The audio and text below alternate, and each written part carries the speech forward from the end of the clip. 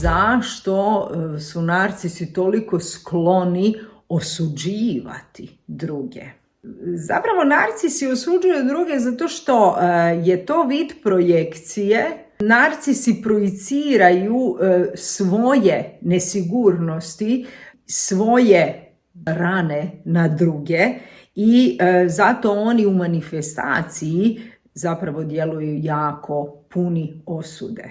Svijet narcisa je bipolaran u onom smislu da postoji samo dobro i samo loše, znači samo crno, samo bijelo, ne postoji niti jedna nijansa sive i obzirom da oni nisu integrirali onaj nesavršeni dio sebe, oni sve ono što je loše, narcisi vide kao ultimativno loše, nesposobni su to integrirati, znači kao dio svoje osobnosti i oni to zapravo uvijek projiciraju na van. Znači narcisi ne podnose niti pomisao na mogućnost postojanja neke nesavršenosti, neke mane u njihovom karakteru.